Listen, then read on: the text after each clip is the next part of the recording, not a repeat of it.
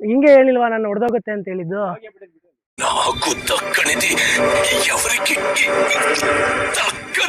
ನಾವು ತೋಟ ಅದೇ ದೇವ್ರಿದ್ದಂಗೆ ನಮಗೆ. ತೋಟದಲ್ಲೇ ನಾವು ಇವತ್ತು ಅನ್ನ ತಿಂದು ಬೆಳೆಸಿದೀವಿ ಮಕ್ಕಳನ್ನೆಲ್ಲವ. ಕಷ್ಟ ಬಿದ್ದರೂ ಕೂಡ ಫಲ ಸಿಕ್ಕೇ ಸಿಗುತ್ತೆ. ಸುಮಾರಾಗಿದೆ ತೋಟ. ಈ ಸರಿಯಾಗಿ ಮಳೆಗಾಲ ಇಲ್ಲ, ಬರಗಾಲ ಬಂದಂಗೆ ಕಾಣ್ತಾ ಐತೆ. ಇಡೀ ಕರ್ನಾಟಕದಲ್ಲಿ ಬರ ಬಂದಂಗೆ ಕಾಣ್ತಾ ಇದೆ. ನಮಗೆ ನಾವು ಇಷ್ಟೊತ್ತಿಗೆ ಡ್ಯಾಮ್ಗಳು ತುಂಬಬೇಕಾಯಿತು. ನಮಗೆ ಹೇಮಾವತಿ ಚಾನಲ್ ಬರಬೇಕಾಯಿತು, ಇಷ್ಟೊತ್ತಿಗೆ ಯಾಕೋ ಬಂದಿಲ್ಲ. ಈ ಮರಗಳನ್ನ ಬೆಳೆಸ್ಬೇಕಂದ್ರೆ ವರ್ಷಾನುಗಟ್ಟಲೆ ಕಾಯಬೇಕು. ಅದರಲ್ಲಿ ನಮ್ಮದು ಒಂದು ಚಿಕ್ಕ ಅಳಿಲು ಸೇವೆ. ನಮಸ್ಕಾರ ಕರ್ನಾಟಕ, ಮತ್ತೊಮ್ಮೆ ನನ್ನ ಚಾನಲ್ಗೆ ಸ್ವಾಗತ. ಸೊ ಎಲ್ಲ ಆರಾಮಾಗಿದ್ದೀರಾ ಅಂತ ಅಂದ್ಕೊಂಡಿದ್ದೀನಿ. ನಾನು ಎಲ್ಲ ಆರಾಮಾಗಿದ್ದೀನಿ. ಇವತ್ತು ನಾವು ಬಂದಿರೋದು ನಮ್ಮ ಅಜ್ಜಿ ಮನೆಗೆ. ಸೊ ಇದು ತುಮಕೂರು ಹತ್ರ ಇರೋ ಚಿಕ್ಕನಹಳ್ಳಿ ಅಂತ ಒಂದು ಗ್ರಾಮ. ಅದು ಆ್ಯಕ್ಚುಲಿ ಸಿಟಿನೇ. ಇಲ್ಲಿ ನಮ್ಮ ಅಜ್ಜಿ ಮನೆ ಇದೆ.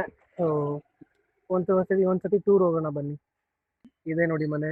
ಸೊ ಇದು ಬಂದು 1925ನೇ ಇಸ್ವಿಲಿ 1925 ಅಲ್ಲಿ ಕಟ್ಟಿರೋ ಮನೆ.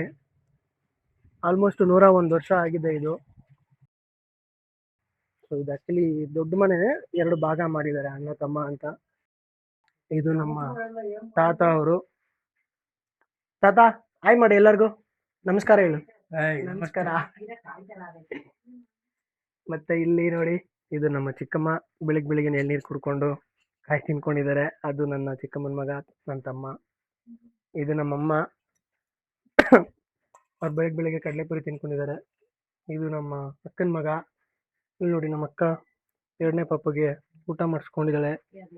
ಏನು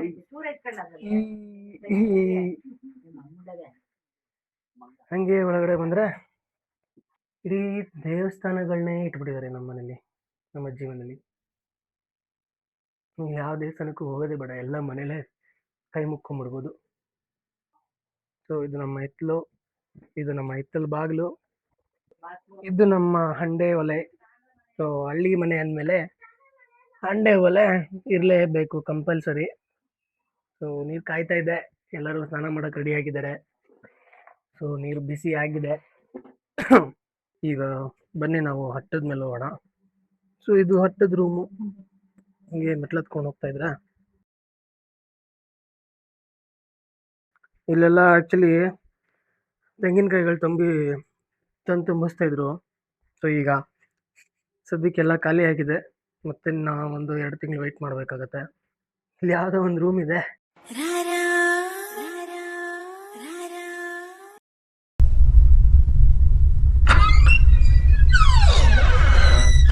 ಇಲ್ಲೂ ಕೂಡ ಕಾಯಿಗಳನ್ನ ತುಂಬಿಸ್ತಾ ಇದ್ರು. ಸದ್ಯಕ್ಕೆಲ್ಲ ಖಾಲಿ ಆಗಿದೆ. ಇದೊಳ್ಳೆ ನೋಡಕ್ಕೆ ನಾಗವಲ್ಲಿ ರೂಮ್ ತರ ಇದೆ. ಇದ್ರ ಮೇಲ್ಗಡೆ, ಬಟ್ ಅಲ್ಲಿಗೆ ಇದುವರೆಗೂ ಯಾರು ಹೋಗಿಲ್ಲ. ಅವಾಗಿನ ಕಾಲದಲ್ಲಿ ಹೋಗ್ತಿದ್ರೆ ಏನೋ ಗೊತ್ತಿಲ್ಲ. ಮತ್ತೆ ಇದು ಬಂದ್ಬಿಟ್ಟು ವಾಡೆ ಅಂತಾರೆ. ಆಗಿನ ಕಾಲದಲ್ಲ ರಾಗಿ ಭತ್ತ ಎಲ್ಲ ತುಂಬ್ತಿದ್ರು ಗೊತ್ತಾ. ಸೊ ಅದು ಹಿಂಗೆ ಆಚೆ ಬಂದ್ರೆ ಇಲ್ಲಿಂದ ಬಾಲ್ಕನಿ ವ್ಯೂ ಇದೆ. ಅಲ್ಲಿ 2 ಬಾವಿ ಇದೆ, ಇಲ್ಲೊಂದಿದೆ ಮತ್ತೆ ಇಲ್ಲೊಂದಿದೆ ಬಾವಿ. ಸೊ ನೆಕ್ಸ್ಟ್ ಕಾರ್ಯಕ್ರಮ ಆಚೆ ಹೋಗ್ಬೇಕು. ಫ್ರೆಂಡ್ಸ್, ನಾನು ನಮ್ಮ ತೋಟಕ್ಕೆ ಬರ್ತಾ ಇದ್ದೀನಿ.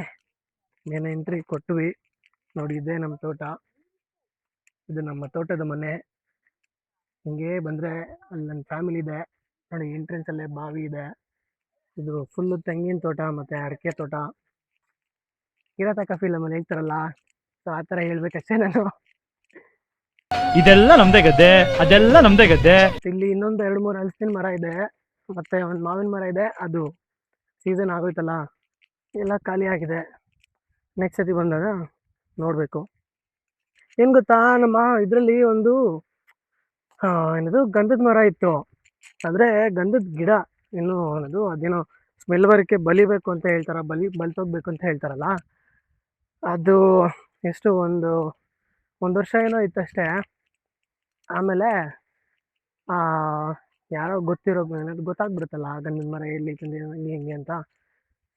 ಕಳ್ಳನ ಮಗ ಒಂದು ಕಿತ್ಕೊಂಡು ಹೋಗ್ಬಿಟ್ಟಿದ್ದಾನೆ ನೋಡಿ. ಬೆಂಗಳೂರಲ್ಲಿ ನೀರು ಎಷ್ಟು ಪ್ರಾಬ್ಲಮ್ ಇದೆ ಅಂದರೆ, ಹಳ್ಳಿಲೂ ಅದೇ ಪ್ರಾಬ್ಲಮ್ ಇರುತ್ತೆ. ಬಟ್ ಅಂದರೆ ಅಲ್ಲಿ ಯಾವ ಥರ ಯೂಸ್ ಮಾಡ್ಕೊಬೇಕಂತ ಮಾಡ್ತಾರೆ. ಇವಾಗ ಇಲ್ಲಿ ಬರ್ತಾರ ನೀರೆಲ್ಲ ಈ ತೋಟಕ್ಕೆ ಹೊಡಿಬೇಕು. ಈ ಪೈಪ್ನ ಅಡ್ಜಸ್ಟ್ ಮಾಡಬೇಕು. ಅಲ್ಲಿ ಕನೆಕ್ಟ್ ಮಾಡಿದ್ದಾಯ್ತು. ಇವಾಗ ಇಲ್ಲೆಲ್ಲ ಮಾಡಬೇಕು. ಹಾ, ಹೇ, ಪೈಪೆ ಒಳಗಡೆ ಉಂಟಾಯ್ತು. ಪೈಪೆ ಒಳಗಡೆ ಉಂಟಾಯ್ತು. ಹಾ, ಪೈಪೆ ಒಳ ಅಣ್ಣ ನನ್ನ ಕೈಲಿ ಆಯ್ತಾ ಇಲ್ಲ. ಅಯ್ಯೋ ಅಣ್ಣ. ನಮ್ಮ ತಾತ ಹೊಸದಾಗ ಹಾಕಿರೋ ಸಸಿ ಅದು, ಅದಕ್ಕೆ ನೀರು ಬಿಡ್ಬೇಕಂತ ಹೇಳ್ತಾರೆ. ಪೈಪ್ ಹಾಕೋ, ನಾನು ಕನೆಕ್ಷನ್ ಕೊಡೋಕೆ ಹೋದೆ, ಆಗಿಲ್ಲ. ಅದಕ್ಕೆ ಹಿಂಗೆ ಬಿಟ್ಬಿಡೋಣ ಅಂತ ಮಾಡ್ತಾ ಇದ್ದೀನಿ.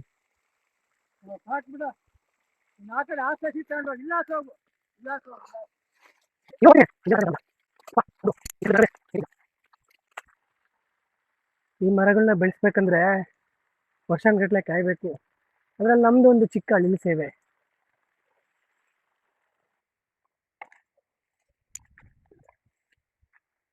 ಏನು ಗೊತ್ತಾ, ಅವಾಗ ಈ ಥರ ಕೆಲಸಗಳು ಮಾಡ್ತಿರ್ಬೇಕು. ನಮಗೆ ಅವಾಗಲೇ ನಮ್ಮ ಬಾಡಿ ಎಷ್ಟು ಸ್ಟ್ರೆಂತ್ ಇದೆ ಅಂತ ಗೊತ್ತಾಗೋದು. ಇನ್ನೊಂದು, ಈ ಥರ ಮಣ್ಣಲ್ಲಿ ಕೆಲಸ ಮಾಡೋ ಜಾಗ ಅಂದರೆ ಚಾನ್ಸು ತುಂಬ ಕಮ್ಮಿ ಈ ಜನ್ರೇಷನಲ್ಲಿ. ಚಾನ್ಸ್ ಸಿಕ್ಕಾಗ ಯೂಸ್ ಮಾಡ್ಕೊತ ಇರಬೇಕು. ಏನು ಗೊತ್ತಾ, ಕೆಲಸ ಆದಮೇಲೆ ಎಲ್ಲ ತೊಳಿಬೇಕು. ಇದನ್ನಾಗಲಿ ನನ್ನ ಕಾಲು ಚಪ್ಪಲಿ ಎಲ್ಲ ತೊಳ್ಕೊಬೇಕು. ನೋಡಿ, ನಮ್ಮ ತೊಟ್ಟಿ ಇದು. ನಾನು ಚಿಕ್ಕ ವಯಸ್ಸಲ್ಲಿ ಆಟ ಆಡ್ತಿದ್ದೆ ಈ ತೊಟ್ಟಿಲಿ. ಇವಾಗ ಆಟ ಆಡೋಕ್ಕಾಗಲ್ಲ, ಕಷ್ಟ ಆಗ್ಬಿಡುತ್ತೆ.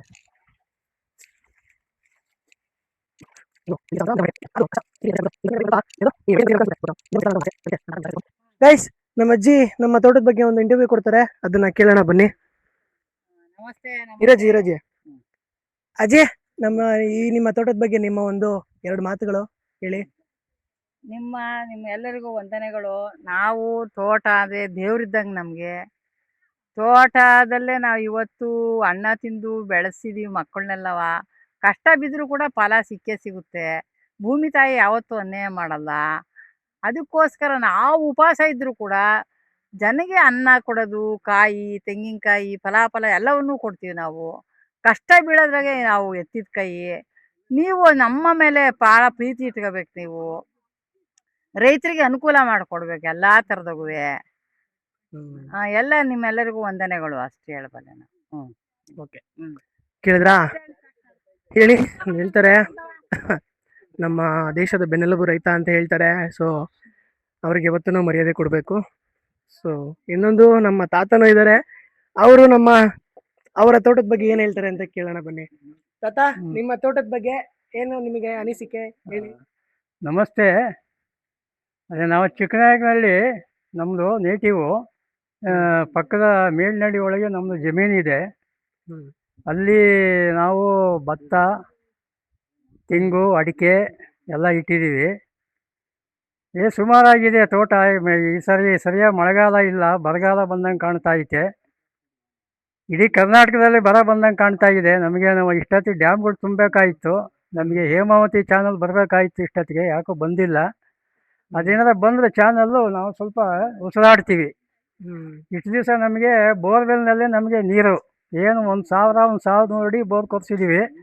2 ಇಂಚ್ ನೀರು ಬರೋದು. ಈಗ ಮಳೆ ಇಲ್ಲದ್ರಿಂದ 1 ಇಂಚ್ ನೀರು ಬರ್ತಾ ಇತ್ತು ಅಷ್ಟೇ. ನಮಗೆ ಏನೋ ಎಷ್ಟೇ ಮಾಡಿದ್ರೆ ರೈತನಿಗೆ ಏನು ಪ್ರಯೋಜನ ಇಲ್ಲ ಹಂಗೆ ಕಾಣ್ತಾ ಐತೆ. ಕಷ್ಟ ಬೀಳ್ತೀವಿ, ರೈತರು ಕಷ್ಟ ಬೀಳ್ತೀವಿ. ಎಲ್ಲ ಜನಗಳಿಗೆಲ್ಲ ಅನ್ನ ಕೊಡ್ತೀವಿ, ಆದ್ರೂ ಕೂಡ ನಮಗೆ ಅನುಕೂಲ ಆಗ್ತಾ ಇಲ್ಲ. ಏನು ಮಾಡ್ತೀರಾ? ಗೈಸ್, ಕೇಳಿದ್ರಾ? ಇವರು ನಮ್ಮ ಸಾಮಾನ್ಯ ತಾತ ಅಲ್ಲ, ಸಾಮಾನ್ಯ ರೈತ ಅಲ್ಲ. Actually BSc ಓದಿದ್ದಾರೆ. ಏನು ಮಾಡ್ತಿದ್ದೀನಿ ಅಂತ ಗೊತ್ತಾಗ್ತಿದ್ದಲ್ಲ ನಿಮಗೆ? ಮುಂದಿಂದು ನಿಮಗೆ ತೋರಿಸ್ತೀನಿ ಬನ್ನಿ. ರೆಡಿ? ಫಸ್ಟು ಹಲಸಿನ ಕೀಳೋಣ, ಆಮೇಲೆ ಎಳ್ನೀರು ಕೀಳೋಣ. ಏನಂತೀರಾ?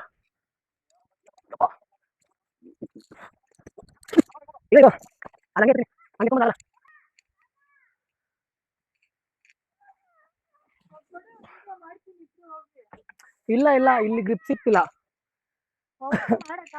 ಆಗತ್ತೆ, ಸುಮ್ಮನಿರೋ.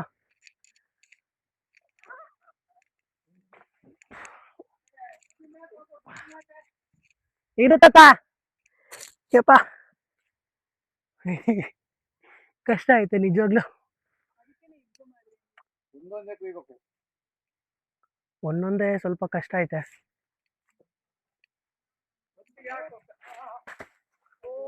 ಹಿಂಗೆ ಹೇಳಿಲ್ವಾ ನಾನು ಹೊಡೆದೋಗುತ್ತೆ ಅಂತ ಹೇಳಿದ್ದು. ಅದು ಹಣ್ಣಾಗೈತೆ.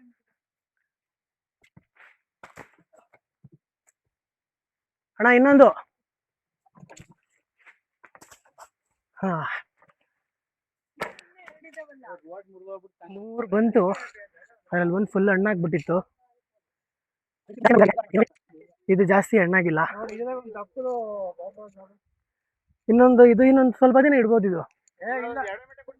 ಯಾರ್ರಿ ಅಳ್ಸ್ತಾನೆ 200 ರೂಪಾಯಿಗೆ ಒಂದು 200 ರೂಪಾಯಿಗೊಂದು ಬೇಕಾ ನಿಮ್ಗೆ? ಬೇಕಾ ನಿಮ್ಗೆ? ನಿಮಗ್ ಬೇಕಾ? ಬೇಕು 200 ರೂಪಾಯಿ. 200 ರೂಪಾಯಿ ಕಮ್ಮಿ ಇಲ್ಲ. ನಿಂಬೆಹಣ್ಣಿದೆ ಬೇಕಾ? 10 ರೂಪಾಯಿಗೆ 3 ನಿಂಬೆಹಣ್ಣು. ಬೆಂಗಳೂರಿಗೆ ಹೋದ್ರೆ 10 ರೂಪಾಯಿಗೆ 2 ನಿಂಬೆಹಣ್ಣು. ಇಷ್ಟು ನಿಂಬೆಹಣ್ಣಿದೆ ಬೇಕಾ? ಹಲಸಿನಣ್ಣಿದೆ ಬೇಕಾ? ಬೇಕಾ? ನಿಮಗ್ ಬೇಕಾ? ಇವಾಗ ಜಸ್ಟ್ ಫ್ರೆಶ್ ಆಗಿ ಕಿತ್ಕೊಂಡ್ಬಂದಿರೋದು ನಿಂಬೆಹಣ್ಣು. 10 ರೂಪಾಯಿಗೆ 3, 10 ರೂಪಾಯಿಗೆ 3, 10 ರೂಪಾಯಿಗೆ 3, 10 ರೂಪಾಯಿಗೆ 3. ಬೆಂಗಳೂರಲ್ಲಾದ್ರೆ 10 ರೂಪಾಯಿಗೆ 2, ಇಲ್ಲ 10 ರೂಪಾಯಿಗೆ 3.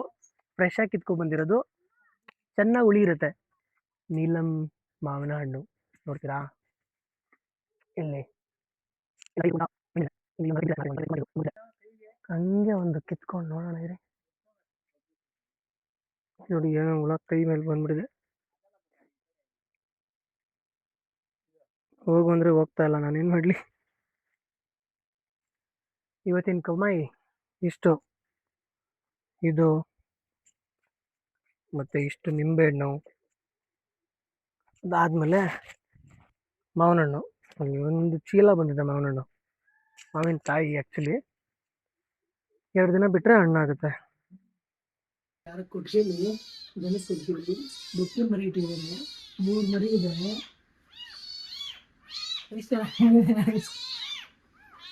ಚೆನ್ನಾಗಿದೆ. ಒಂದು ಕೈದಷ್ಟಿದೆ ಅಷ್ಟೇ.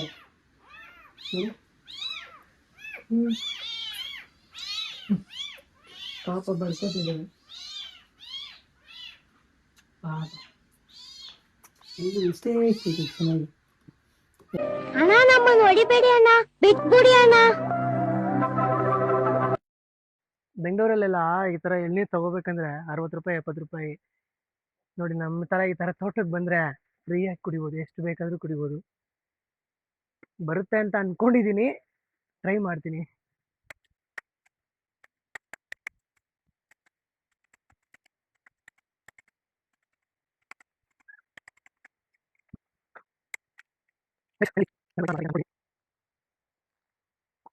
ಸೂಪರ್. ತೋಟದಿಂದ ಬಂದಾಯ್ತು. ಈಗ ನಮ್ಮ ತಾತ ಏನು ಮಾಡ್ತಿದ್ದಾರೆ ಅಂತ ನೋಡೋಣ ಬನ್ನಿ. ನಮ್ಮ ತಾತ ಇಲ್ಲಿ ಹಲಸಿನಣ್ಣು ಸುಲಿತಾ ಇದ್ದಾರೆ. ತಾತ ಏನು ಮಾಡ್ತಿದ್ದೀರಾ? ಹಳಸಿನಣ್ಣು ಕುಯ್ತಾ ಇದ್ದೀನಿ. ಹೆಂಗೈತೆ? ಚೆನ್ನಾಗೈತಾ? ಚೆನ್ನಾಗಿದೆ. ಇದು ಯಾವುದೋ ಬೇರೆ ಕಲರ್ ಐತೆ. ಚಂದ್ರದೊಳೆ ಅಂತ ಹೇಳ್ಬಿಟ್ಟು. ಏನ್ ತೊಳೆ? ಚಂದ್ರದೊಳೆ ಅಂತ ಹೇಳ್ತಾರೆ ಇದನ್ನ. ಚಂದ್ರ ತೊಳೆ. ಏನ್ ಸ್ಪೆಷಲ್ ಇದ್ರದ್ದು? ಸಾಮಾನ್ಯವಾಗಿ ಎಲ್ಲ ಹಳದಿ ಬಣ್ಣಕ್ಕಿರುತ್ತೆ ಹಳಸಿನ ತೊಳೆ. ಹೌದು. ಇದು ಒಂಥರ ವಿಭಿನ್ನ. ಇದು ಕಲರ್ ಅಟ್ರಾಕ್ಷನ್ ಆಗಿದೆ. ಅದೇ ಆರೆಂಜ್ ಕಲರ್ ಐತೆ.